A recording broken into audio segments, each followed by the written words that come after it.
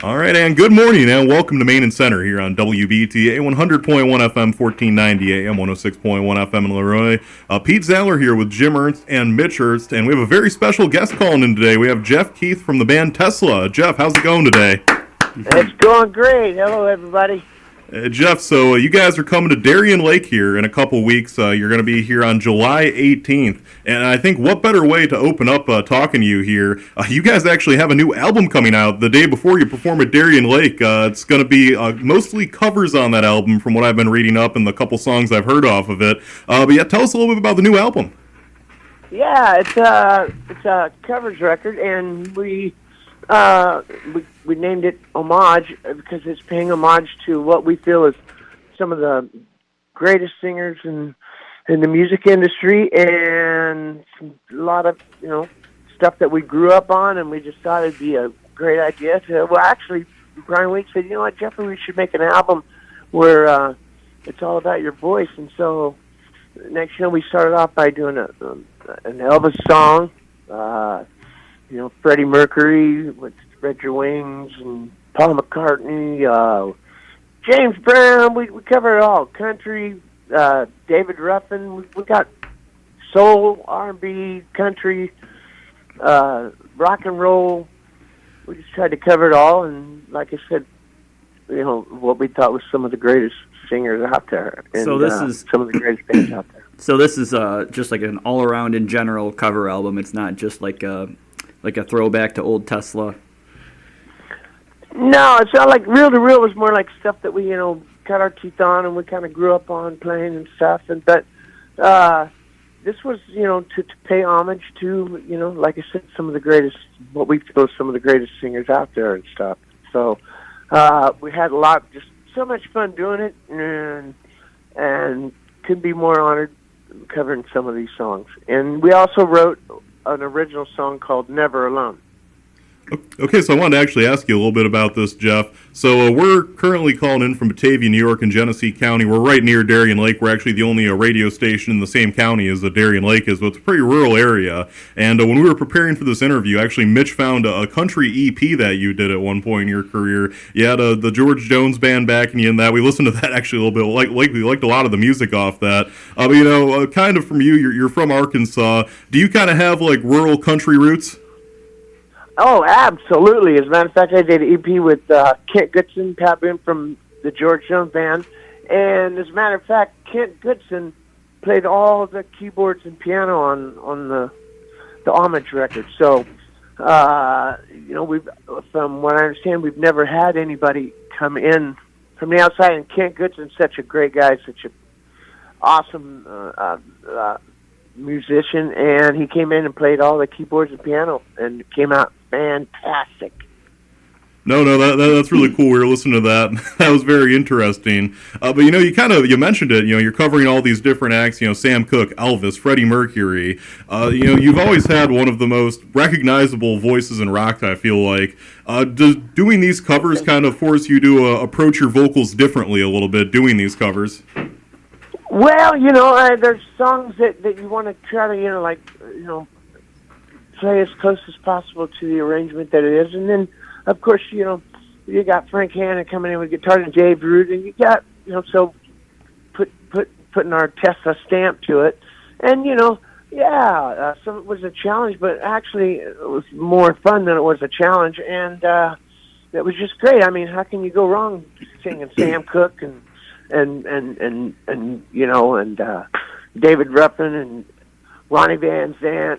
I mean, we just had so much fun, and it was a really broad spectrum of music, and we just once again, it's always the main thing you want to do is have fun doing it.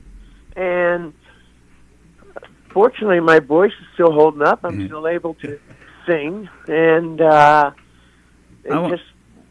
I want to second off of that point, too. I saw that you were a big fan of Steven Tyler back in the day, and probably still are, I assume. Absolutely. You emulated your voice, or I'm asking, I guess, did you kind of emulate your voice after him? Or is it just more of a coincidence that you guys have very similar vocal styles? And I'm a big Aerosmith fan, big Tesla fan, and you can kind of see the similarities between you and Steven Tyler. Yeah, he was always one of my biggest inspirations. Steven Tyler, Bon Scott. My first concert was Day on the Green, number 3 at the Oakland Coliseum in 1978. Van Halen opened the show, and then AC/DC came out with Bon Scott and Malcolm Young. I'm like, oh my gosh. And then Pat Travers, Foreigner, and Aerosmith headline. So definitely, Steven Tyler's one very big influence to me. So, and we just happen to have voices. My voice kind of sounds the same. And you know what? We're kind of, from what I understand, high strung. We're both of us kind of high strung. So he was a big inspiration, Steven Tyler, absolutely. But Bon Scott, wow. Yeah, Jeff, Jim Ernst here. So back in the '78 that you're talking about, '80s, there was so much good music out there, and so many bands I listened to. But you guys, sometimes I'd forget about you, and then I'd be on the, in my car driving, and one of your cranking hits would come out. I love "Hang Tough," "Getting Better Every Day," "The Way It Is," all those songs that I used to listen to, and I guess my question is, when music kind of changed, it went to the hair band era, and it changed just a little bit. And sometimes you guys would get logged in that like hair band category, but I had you more as like a bluesy rock band, and I didn't like to put you guys in that category with those other bands that came around in the late '80s. What's your thoughts on that? Well, you know what? We did have hair. We still got our hair. We're from what they considered the '80s, are known as the hair band days. And then when grunge came along, we just stuck to our roots, to blue-collar rock and roll. And, we just stuck to being true to who we are. And things have worked out, and we're still doing it 40 years later. So, I mean, when back then they used to say, oh, is this heavy metal? Are you heavy metal? Are you... That inspired the lyrics for "Call It What You Want."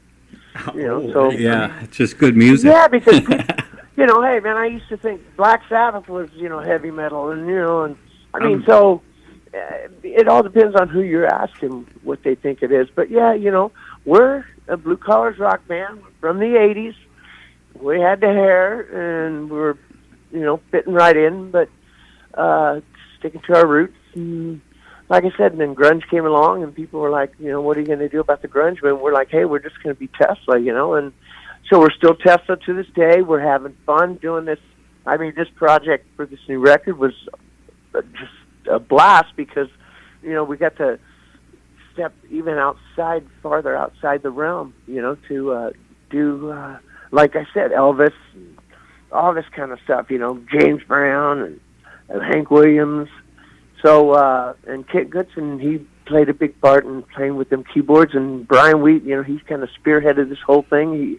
He produced it, and we just all were having fun doing it.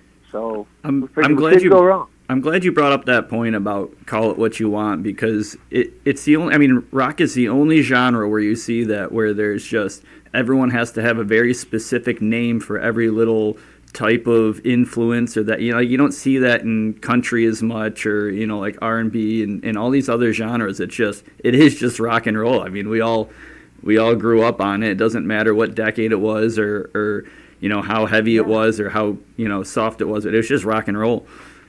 It's just rock and roll and great music, So I want to ask you, Jeff, we've talked a lot about a bunch of different acts here so far in this interview, and early on in your guys' career at Tesla, you opened for a lot of huge bands. I mean, Def Leppard, Alice Cooper, David Lee Roth, Motley Crue, just some of them there. Which of those headliners do you feel like kind of taught you the most, not maybe just musically, but about living life on the road? Hey, you know what? We've been so fortunate to play with all the great bands that we've went out with, and I mean, Poison. I mean, there's so many bands that we played with that we're so fortunate to have been able to play with. For Def Leppard, we went out for that entire Hysteria tour, which was 14 months, from '87 to '88. So those, Def Leppard are like our big brothers, and still are to this day. And so, I mean, we're just so grateful and so thankful to be able to go out with all these great bands and play. And, we played like the Texas Jam in '87 with Boston headlining Aerosmith, White Snake, Poison Tesla. We've had all these great opportunities. And like I said, we're so grateful for it, and we're still getting great opportunities. We're getting to go out with Motley Crue. Yep. So Jeff, 40 years later, so I graduated in 1986. So we're having our 40th year high school reunion this year, and July 18th just happens to be my birthday. And you guys are right down the road. I've never had the pleasure of. I've seen a lot of rock concerts, but somehow I never caught you guys yet, so I'm hoping to make it down there to see you. Yeah, man, it'll be a great way to celebrate your birthday. Heck yeah. I want to ask you another question here, Jeff. So back in the day, your guys' is a 5-man acoustical jam came out, kind of before the whole acoustic craze exploded. Now, from my understanding, you guys initially hated that idea. So what was kind of your thoughts on that when your manager pitched that to you? You know what? We didn't hate the idea. We always have acoustic on almost every track, every song. There's an acoustic guitar back there somewhere. But we were on tour with Motley Crue in '89. They had prior commitments, so we had 2 nights off in a row in certain cities. So we all just decided, well, why don't we just find a club that'll let us play, our songs acoustically and just do an acoustic set. Next, we do that, and then me and Tommy and Frank go to a radio station a few months later. We record the whole night and with a 24-track mobile truck and all the cameras because it's kind of in the MTV days and stuff. And like I said, we recorded it, forgot all about it. It's just raw from top to bottom. It's the real deal, and it's our biggest selling record to date is the 5-man acoustical jam, which was sort of like an accident. I mean, we just recorded it, forgot about it, and the phones are ringing off the hook after playing signs at the radio station. And next, Geffen goes, well, we got a whole night of this. And next,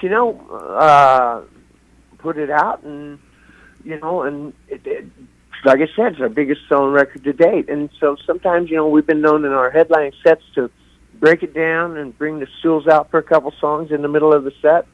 And it's worked out wonderful for us. So we've never hated it. But, I don't know how that got out there, but actually we love it. So I want to take this time to make what seems to me like the obvious connection. There was a band from the 70s, the 5-man electrical band that originally released Signs. Is this was that sort of a tribute, the naming of it, or was it just kind of accidental and it worked out in the end? Well, you know what? Because Geffen realized we got a whole evening of this completely live, and when we went and played that song at the radio station, Signs, I mean, the phones were ringing off the hook. And, with that song, when everybody picked a song, they go, Jeff, what song would you want to do? I go, that's a song called Signs. They go, well, get a copy. This is in the cassette the cassette tape days, And so a friend that knew I was looking for it found the 45 EP of it, and we learned it and played it, and everybody just picked up on it like they knew it, and they knew every word of it, and we ended up meeting Les Emerson, great guy, loved the 5-man electrical band, great guys, and you know what? It just worked out for us to be the single. The Geffen decided, hey, we're going to put Signs out as a single, and that's our only other top 10 single, which is not our song; it's a cover. But Love Song was the only top 10 single we ever had. And so Signs, it made it top 10. And therefore is where it came out. And I think, where people might take it as, we hated it. We didn't hate it. It started, it was right when Unplugged was just starting off. And it just worked out so well for us. And I think it kind of maybe where people had to kind of start playing songs acoustically. I don't know. However, whatever happened, we love it. We love it. We have fun, and we still do it playing acoustic sometimes. No, that's fantastic. You're right. You did that kind of before Unplugged really blew up and everything. Did you guys kind of feel a little pride in that, knowing that shortly after you guys released that, Unplugged became the biggest craze of the '90s for so long? Yeah. Well, it just happened to work out that way. Like I said, it was like an accident that happened, and it was a good accident. like it was meant to be. And it's. I think sometimes people, when they say, "Well, you started that whole thing," well, we didn't really start it. It was already kind of up and running. And bands like Led Zeppelin used to sit there and play, 2 or 3 songs acoustically. But I think one time, I remember Brian Weed saying, because he's friends with Jimmy Page, saying that, what Jimmy Page said was, well, you guys made a whole evening of it. So I think that might be where. Do you, as a vocalist, do you find the acoustic sets to be more fun in that regard, like kind of singing over the acoustics, or do you prefer the full production with the electrics? Well, I love both, but I mean, it's like when we approach modern day cowboy is just like a wall of amps and just the dual guitars and just slamming and all amped up. But it was fun to go in and approach even our own songs and approach it totally different with a softer touch. So actually, it was a lot of fun to do that. We had a lot of fun doing that, and you know what? Like I said, it's our biggest selling record to date. So a lot of people enjoyed that as well, and the fact that it was raw. It was live from top to bottom. Yeah, you said that quite a few times, and it is sort of a point that you make sure to clarify as much as possible, in that Tesla always has tried to be as raw and pure as possible. No, cleaning anything up. Just the sound that comes out of your guys' instruments and voices is the sound that you hear. And some people like it, some people don't. I love it. How did you guys come to that sort of conclusion that just whatever you guys came up with, it's just that's what you're gonna get? We just did it. We're just having fun with it, and some people like it, some people don't. You can't please everybody, So. But it's done well for us. Like I said, we still do it sometimes in the middle of our headlining set. So we think people love it, but maybe there are some people out there that didn't like it. And, hey, like I said, you can't please everyone. But we're happy with it. Now, the song Signs, so I got a guy here that was already applied and working for me, and then he grew his hair out. So now he's a long-haired freaky people. What am I going to do about him? Hey, nothing wrong with a long-haired freaky people. Heck, we're still long-haired freaky people, man. That's a beautiful thing. Yeah, no, that's awesome. But so we also have another thing in common, Jeff. So you we have a show called AFR, After Further Review, and we talk mostly Buffalo Bills, Sabres, and music, and community events, and we break down food and stuff like that. But one of the things we're really into is dogs, and every year at WBTA we've had Hogs for Paws, like a motorcycle ride, and we raise money for the pups in the community. And I see that you were honored with an organization called ARF, almost the same initials. So you're into rescues as well, is that correct? Yeah, absolutely. And I do for the foster youth and now for the military veterans. Every year try to do it was called Jeff Teach Ride for Reason, and then the guy that helped me put it on, Ryan, he ended up passing away, last year. And so now we do a Ride for Ryan, but it's to benefit the foster youth and our military veterans. And so it's always good we all need to help each other. Absolutely. No, yeah. I completely agree. For you, I mean, obviously, you guys made it to such a big rock band of your era. You're able to do these big shows now. But is that something for you that's pretty cool to be able to give back to causes that mean, like you're able to give back to things that mean a lot to you? Is that kind of something that still today is pretty cool for you? Absolutely. Like I said, we all need to help each other. Everybody needs help. We all need to work together. And so, doing stuff like that, it's an honor. And it's helping out. So we all need to help each other. We all need to be there for each other. We all need help. So on that note, we've talked a little bit already about your sort of country roots, and I saw that you were in the FFA, like you were Future Farmers of America.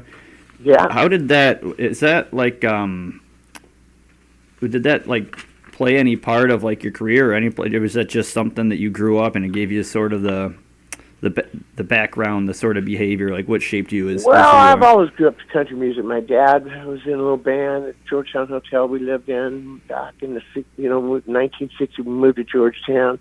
Then in 1970, I moved to Oklahoma, went 6 years of school there, graduated majoring in FFA, Future Farmers of America. But in my case, it worked out to be Future Frontman of America. But no, I've always had country roots. I've always loved country music. So, and it plays in there. When you listen to What You Give, it's got, Frank puts that country twang to it. Yeah, just for the intro to that is probably the most evident, I think, in your entire catalog. Is the intro to that. It just has that real bluesy kind of country sound to it. Yeah, so we all, within the whole band, we've all grew up on a lot of different things, and when we come together to write songs, I think it has all those flavors in it.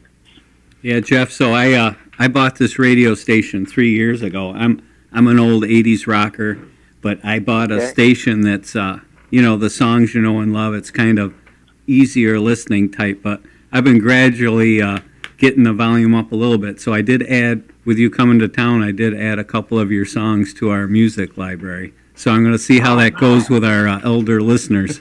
Well, thank you. Well, hopefully they're going to love it. Well, I got to ask you, Jeff. Grow their hair out and check it out, man. I got to ask you, Jeff. You guys are touring with a Motley Crue and Extreme this summer, obviously, and back in the day, those bands were known for kind of getting crazy on their time not performing. Obviously, I'm sure things are a lot different here in 2026. But what kind of is like the backstage vibe now these days in 2026?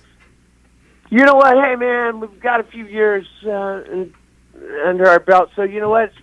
We just try to stay as healthy as we can, and we don't partake in some of the things that we partaked in back in the day.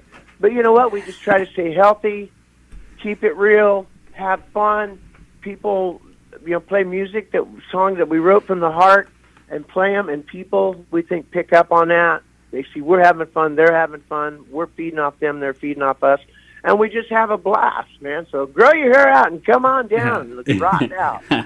We've talked a little bit already about how we have that show that we like to talk a lot about, like food and community and stuff like that. But there isn't a whole lot out there about you and like dietary. Like, what is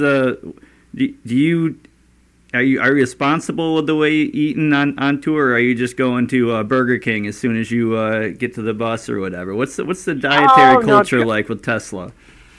Just try to stay a little healthier, no drinking, no smoking, none of that kind of stuff, which we just did for years. But you know what? Just keep it clean, keep it raw, have fun. Like I said, play from the heart, and kind of watch your P's and Q's a little bit. So Jeff, you guys have played in Buffalo and Western New York a lot of times over your career. Is there anything you guys like to do when you're in the area? Is there any maybe memories you have of doing something when you've come to Western New York over your illustrious career? You know what? Hey, man, they're great crowds, and we played Darien Lake before, and it's awesome, man. I mean, as long as the crowd is great and everybody's having fun, that's what we're all vibing off of, and it's beautiful up there. My granddaughters are at Darien Lake today. All right. It's a beautiful place. Yep. And you know what? We're so excited to be coming. All right. Well, Jeff, one last thing before we let you go. To all the fans out there coming to see the show, what kind of can they expect on the 18th? So your album comes out the day before. We kind of alluded to this right at the start of the interview. Do you plan on playing a lot of music from your new album at that Darien Lake concert, considering that your album will be officially a day old at that point? Well, you know what? I think at this point we're just going to go. We got a 50-minute set, and so we're going to be playing mostly the Tesla staple songs that when people come to see and they go, I want to see Tesla live. They want to hear those songs like Modern Day Cowboy, Heaven's Trail, The Way It Is, Love Song, Signs. So we're, Little Susie. We're going to be playing all those songs. So it's going to be a rocking good time. I like Changes and Getting Better. Do you have those on the list? You know what? Those are on the alternate list, so I'm not sure if we'll be playing them that night, but we're kind of got songs that we're alternating also. Oh, I gotcha. Yep. Yeah, but, hopefully we're going to be playing a lot of the songs that people want to hear. All right, well, thank you so much for joining us, Jeff.